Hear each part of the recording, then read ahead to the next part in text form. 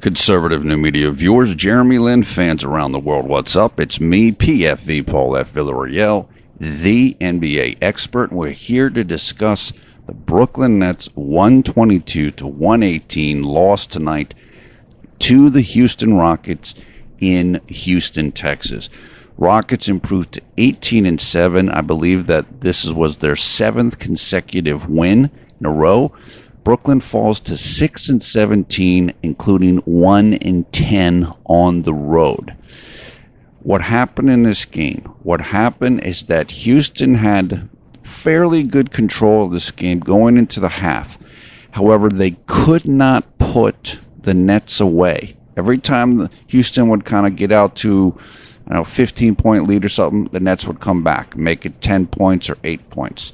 This kept going back and forth, and then Brooklyn made a run in the third quarter, which is very ironic for them because usually they're not good in the third quarter, but in tonight's game, they scored 42 points in the third quarter, which is the most points they have scored in any quarter of any game so far this season.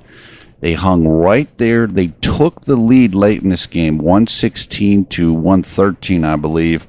Unfortunately, the Rockets were able to make the critical plays that they had to make down the stretch, and they just edged out a victory in this game. But coming off of the performance against San Antonio, in which the Nets just looked horrible, they looked completely outmatched and just got wiped out.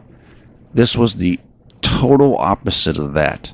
And tonight marked the return, after 17 games away, of point guard JLin. And Jeremy had an enormous amount to do with how close this game was and how small a distance the Nets were from winning this game. And it was just a fantastic game to watch. It was a lot of fun. It's the most fun I can remember in a loss in a very long time. And the signs are pointing up for the Nets team. Yeah, they're 6-17. I don't care. It doesn't matter. If they play like this, they can compete with anybody.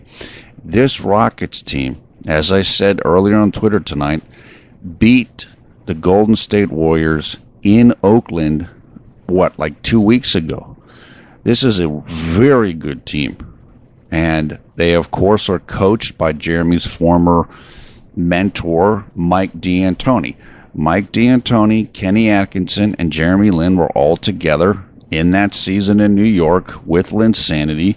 Mike and Kenny were extremely critical to Linsanity taking place in the first instance, and it was nice for them to have a reunion to at this game. Jeremy talked about it before the game took place. He was like, yeah, we're all happy for each other. Mike finally was given another chance in the NBA, and you can see what he's doing. He has turned Houston into a real force. This team is for real. That's one of the reasons why I'm so excited about how Brooklyn played in this game, because this is a powerful team they were playing in Houston. Houston's defense isn't good, but they don't care. They dare you to score as much as they can. And the Nets almost did that tonight. James Harden played great. Patrick Beverley was gigantic in this game. I mean, he is really having an effect for the team. Since Beverley came back from his own injury, a knee injury, the Rockets are now 12-2 with him back in the lineup. I mean, he's just changed everything, and congrats to him. Look, P-Bev and Jeremy, they're both starting. They both got good contracts. Everybody wins. Everything's going great. So whatever happened in Houston in the past, don't care. Just happy that it's all worked out for everybody involved. Let's go over the stats very quickly, and then I want to talk more about Jeremy and the Nets in depth. James Harden, 36 points, 8 rebounds, 11 assists. His magical season continues. This happens a lot, as we know with Jeremy. If you are a point guard and play for Mike D'Antoni and D'Antoni has made Harden the point guard of the team. You're going to put up big numbers if you have the ability to do so. James Harden does have the ability to do so, and he did it again tonight. He was critical for this win, and, more power to him. He's having an incredible year. Eric Gordon off the bench, 24 points. Big. He's been terrific for the Rockets this year. Pat Beverly, 11 points, 5 rebounds, 5 assists. 3 of those rebounds were offensive, and really, Brooklyn just couldn't keep him off the offensive glass. And the guys just got super energy and big-time jumping ability, and he made his presence felt all over the place. Ryan Anderson, 19 points, 6 rebounds. Clint Capella, 8 points, 6 rebounds for himself. Turning to the Nets, Brook Lopez, 26 points, 2 assists. Brook was great in this game. He missed a couple three-pointers. He had some moments that weren't the best, but if you get Brook the ball within about 8 feet of the basket, there's a really, really high likelihood that he's going to score. Jeremy and Isaiah Whitehead and Sean Kilpatrick did a terrific job in this game getting Brook the ball in his spots where he likes it. And I'll talk more about that as we continue, because the chemistry between Jeremy and Brook is growing, and it's growing even though Jeremy hasn't played in 5 weeks, which is really a testament to how much work Jeremy has put in studying the team even while he was out. That's remarkable. Trevor Booker, 10 points, 13 rebounds. Some very big plays of himself in this game. Isaiah Whitehead, people were critical of him on Twitter. Sure, he had a couple of mistakes in this game. 13 points, 2 rebounds, 5 assists. Shot 6 of 8 from the field. Look, this is a rookie. Isaiah has a good future ahead of him. He's tough. He knows how to play defense. He's very eager learner. Like, he's always asking other point guards. He's talking to guys all the time. I like this guy a lot. He's not perfect, but for a rookie that was put in the position that he was put into, he's done fantastic. And he had some huge baskets in this game. Now, Isaiah isn't Jeremy, and that's okay. You don't expect him to be. No rookie is going to be playing at that level unless you're just a freak like Magic Johnson or something.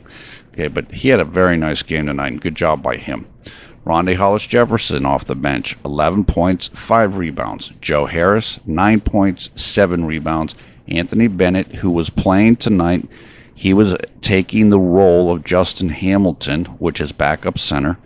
Justin Hamilton was the only Nets player tonight who was injured and could not play. And this is the second game in a row Justin has missed, and he has missed it because of migraine headaches. So we certainly hope that he can kind of get that under control, because the Nets are better when he's available. But it is good to see Brooklyn starting to, or almost being completely whole as a team and healthy. We talked about this last video, that things are going to start turning around, and tonight was the beginning of that. Hopefully Justin will be healthy soon, and the Nets can avoid injuries for the rest of the season, at least any major injuries. Luis Scola, 2 points. Bojan Bogdanovic did not have a big game tonight. It's weird that the Nets would play so well when Bojan didn't do much. 7 points, 1 rebound. And let's turn to Randy Foye did not play tonight, which is not a surprise. As we talked about in the last video, I thought that once Jeremy came back, Randy Foye would be playing less. Karis LeVert, 7 points, 2 rebounds himself.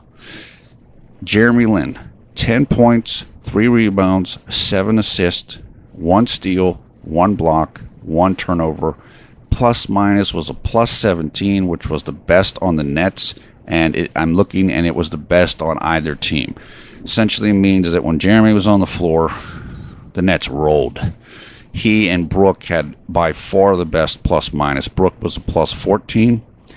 Jeremy played 20 minutes. He shot 4 of 8 from the field, including 1 of 3 from 3-point range, 1 of 4 free throws. So that's just a thing where he hasn't been on the court much, so you kind of lose your touch in shooting.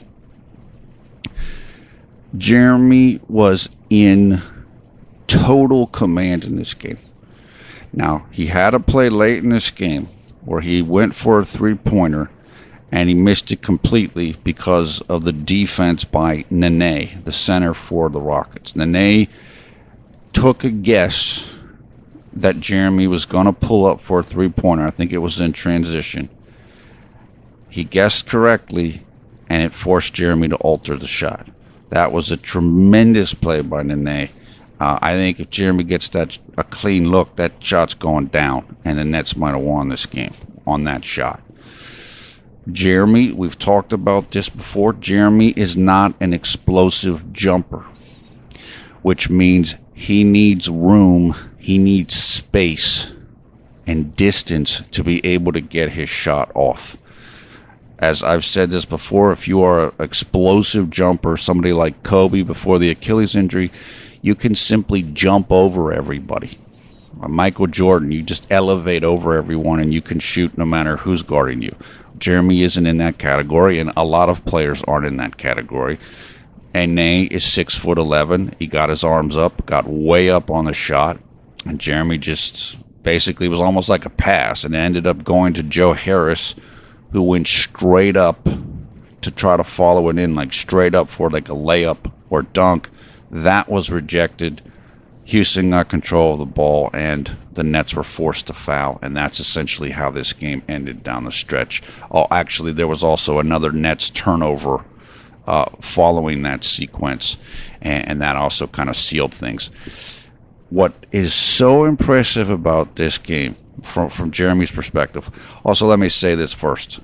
The way that Coach Atkinson played Jeremy tonight was he played him in 5-minute increments in each quarter. So at the end of the first quarter, in the last 5 minutes of the first quarter, Jeremy came in. Last 5 minutes of the second quarter, Jeremy came in, and so on and so forth.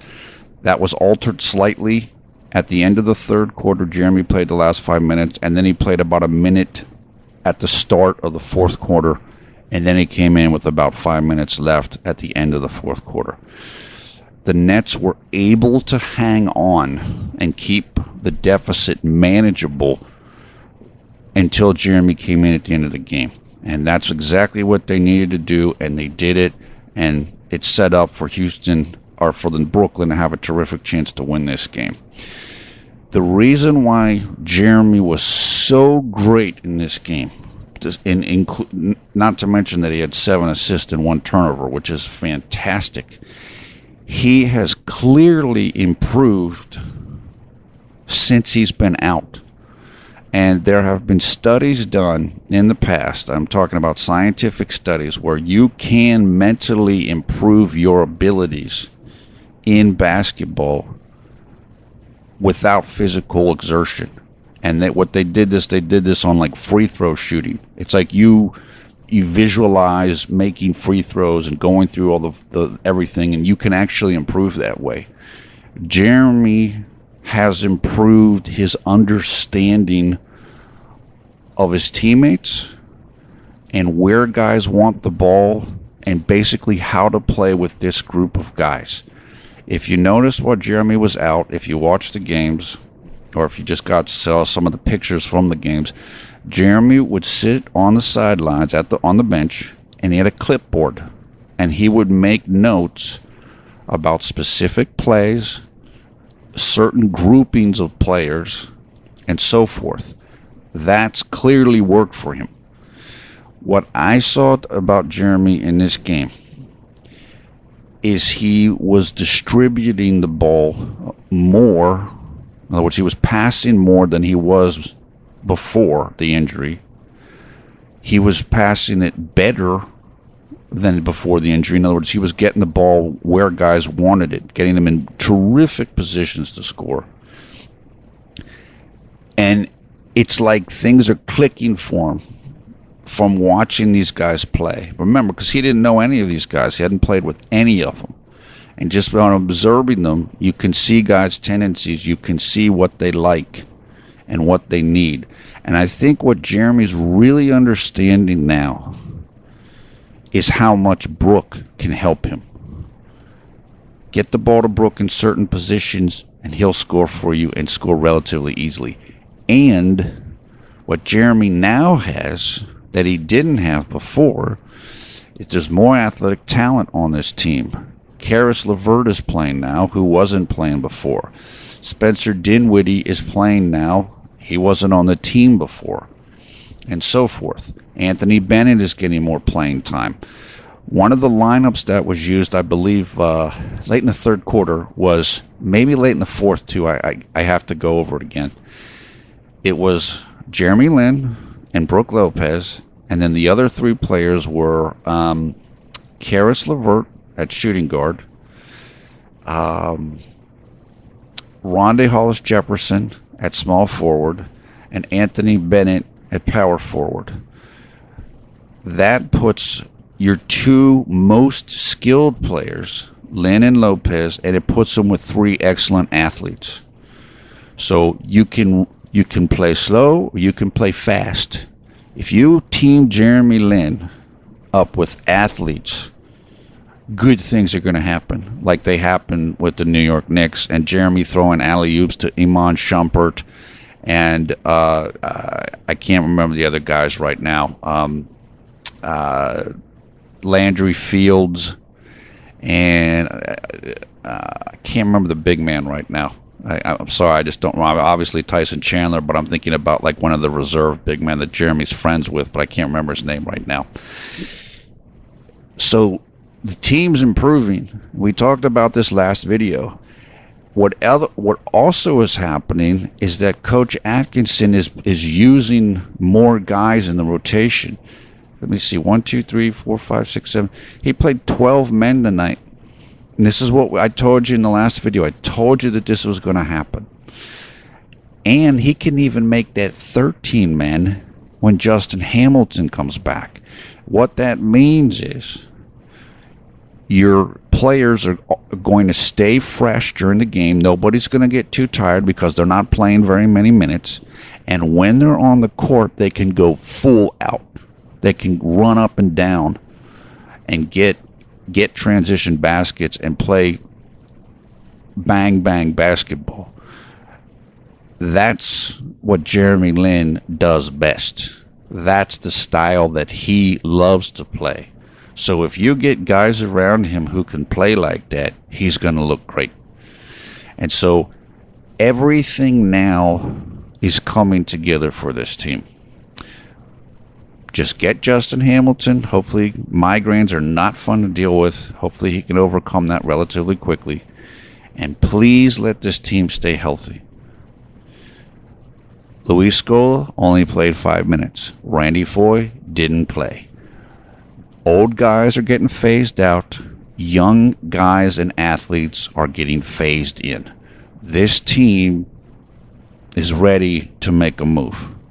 If they can only stay healthy, it's coming. And tonight was the perfect example of what this team can be. They can run. They can gun. They're not a perfect team. They're not the most skilled team. They're not the most athletic team, but they've gotten a lot more athletic with LeVert and Dinwiddie and Jeremy coming back. They've got skill with Jeremy and Brook and shooters like Bogdanovich. Now you can do something.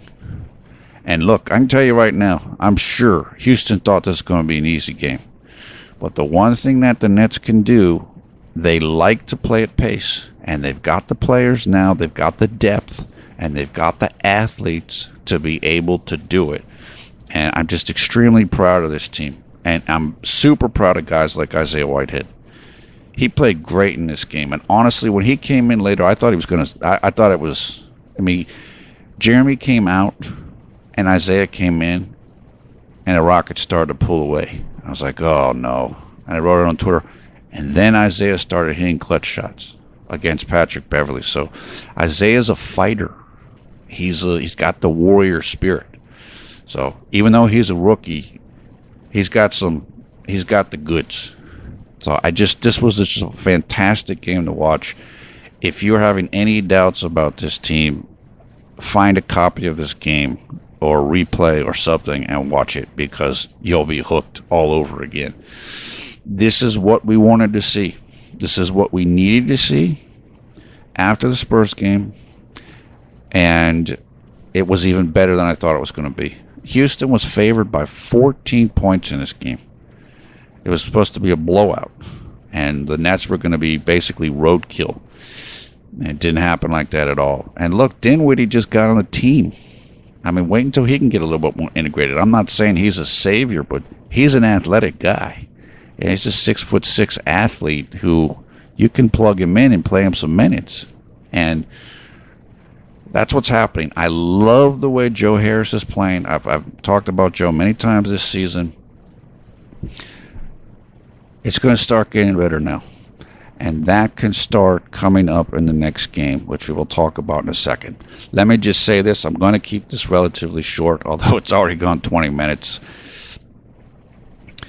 After the game, I watched the Yes Network postgame. They talked to Atkinson, and they talked to Brooke, and they talked to Jeremy. Jeremy was hard on himself about the three-pointer that he missed. You know, Jeremy, that's the way he is. He's always going to, take responsibility. He's going to point out the stuff that he didn't do well. But he said he loved the way the team fought. Very proud of the team. You could see that he felt good. And he felt good about where the team is at. That's really good to see.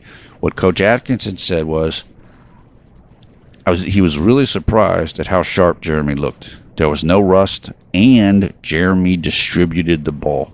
What Coach Atkinson said was something like, he got the ball where he needed to go. In other words, Jeremy passed the ball more. Because what Coach Atkinson, if you listen to him earlier in the season, what he was saying was, we need to get JLin into a point guard mode, which basically means pass more, shoot less. That's what Jeremy did tonight. It was like, not only was it like he didn't miss any time, it was like somebody took him away and made him 3 times better and put him back in tonight. So it was like an improvement rather than having rust. He was even better. Brooke essentially said the same thing tonight. You have to understand how to decode what these guys say. So if Coach Atkinson says, I want Lin to play like a point guard, that means I want him to pass more. What Brooke said after tonight's game was, I was more aggressive, which means what it is. But he also said Jeremy, Isaiah, and Sean Kilpatrick did a good job getting me the ball. In other words, they passed more and shot a little bit less. And if I get to shoot more, Brooke Lopez, I'm going to shoot a really high percentage, which he did tonight. In other words, everybody was happy tonight, and it worked perfectly. It worked extremely, extremely well. Remember, we're only 22 or 23 games into a season. This team's already had incredible turnover. You know, they had Gravis Vasquez, he's gone. Yogi Ferrell, he's gone. Spencer Dinwiddie's in. Jeremy's hurt. Luis Scola's too old, but we didn't know that for a while. There's all these things happening. Coach Atkinson's a rookie, and now it's all coming together. It's all coming together. And so better times are coming as long as this team can stay healthy. Please let them stay healthy. Karis LeVert is going to be a big addition for this team. I really like this guy. He's long, he's athletic. He is going to help tremendously. And remember, he's just coming back after months of rehab because he had surgery on one of his feet this last summer. As he keeps getting better and he can play more minutes, that's going to help a tremendous amount. Jeremy, 20 minutes tonight. So it's going to take Jeremy probably a couple of weeks till he can play 40 minutes again and play the way that he wants to. Jeremy said after the game also that he felt good and from a conditioning standpoint, but his feel for the game, like his shooting and timing, that was a little bit off. You expect that. He still played a phenomenal game tonight. And look, the best is yet to come. I didn't think we were going to see this type of result this quickly after the Spurs game. I was optimistic, but not this optimistic. So let's move on. Let's go on to the next game, and hopefully the team can bottle up what they had tonight and put it on to the next opponent. Because if they do that, there's a really good chance they're going to win. And that next opponent coming up is the Los Angeles Lakers, who are playing tonight. And I'm looking right now, and they're getting beaten down by 20 points against Sacramento, who is not a good team. The Lakers are good. The record isn't great. The record's like 10-16 or 10-17 after they lose tonight. They're deep. They're talented. They've been hurt. But now a couple of their main guys that were hurt are coming back. D'Angelo Russell and Nick Young. They've got a much better coach in Luke Walton than they had in Byron Scott. So this is not going to be a cupcake game, obviously. I mean, no game's a cupcake game for the Nets. They have to be focused. But it's certainly a winnable game. As I said, if Brooklyn plays like they played tonight, they can win. And if you want to make a move, if you want to have any chance at all to get to 500, maybe make a push for the playoffs, they need to win that game. That game will come up 2 days from now, Wednesday, December 14th. It will be at 7:30 p.m. in Brooklyn, New York City. 7:30 p.m. Eastern Time here in the United States. And it will be carried on Yes Network and on NBA League Pass as long as you are not in the city of Los Angeles or the city of New York. Or if you're like me and live a little ways out, you still can't watch it. That's okay. Yeah, look, let's win it. Let's win it. The Lakers are reeling, and now's the time for Brooklyn to just do what teams did to Brooklyn earlier in the year when Brooklyn was having trouble. They just pounded them, and that's exactly what hopefully Brooklyn will be able to do on Wednesday. I can't wait. We'll be here.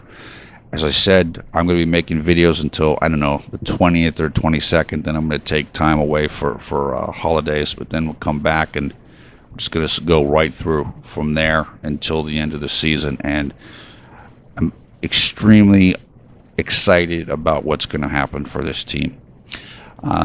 That's really about it. We'll put information so you can go check out the highlights for yourself. Yes Network, I can't remember their site. They'll probably have videos of the game afterwards. So if you want to see Jeremy, Coach Atkinson, and Brooke, go and try to find those on the Yes Network site. I can't remember the exact address for that right now, but you can probably find that if you'd like to. So that's pretty much it. I'm very enthused to hear what other people thought about this. From what I saw on Twitter, people are very pumped up. Look, let's be honest here. Many Jeremy Lin fans were kind of like fading away quickly because he hasn't played in 17 games and the team was not doing very well. So it's kind of like, it's like falling asleep while you're reading a book. This should wake everybody up. Now we're back. Now Jeremy's back. Now things can start turning around. Look, let's be honest here. They're not going to turn on everything. They're not all of a sudden going to become the Cleveland Cavaliers or the Golden State Warriors. They still have deficits in skill. They still have some deficits in talent. But they've become a lot better with guys like LeVert and obviously Jeremy coming back. And the coach is figuring out the rotations and the units. And that makes a huge difference. Don't play Luis Scola much. Don't play Randy Foye much. Play the young guys, because even if they don't have the skill level yet, or even if they don't understand how to run an NBA offense yet, like Isaiah Whitehead probably doesn't, they have energy, they have the athleticism, and they have the competitiveness. When you're younger, you want to win a little bit more. You're hungry. You want to get in there and get something done. You get older, get a little softer. Play the young guys, and let's go out there and run out 12, 13 guys a game. Keep everybody in good cardio shape and just run your opponents into the ground.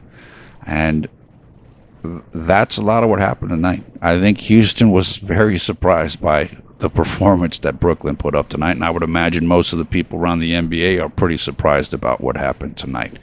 Brooklyn can do this. Just stay healthy and don't avoid letdowns. Avoid letdowns. So let's move on to Wednesday, December 14th.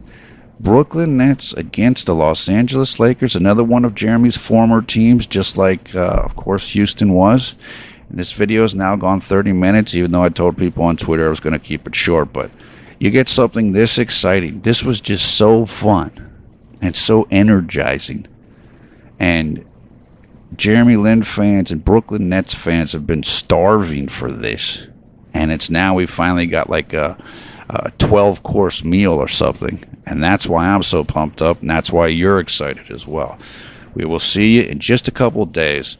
Los Angeles Lakers come into New York City. They will be at Barclays Center, take on the Brooklyn Nets on just, again, 2 days from now. So looking forward to that. I can't wait. I'm like so excited. I can't wait to see the team play again. December 14th, 7:30 p.m. Look for us on Twitter, and we'll be here afterwards to make the video. Hope you're having a great night or a great day wherever you are around the world. Take care. We will talk to you again soon.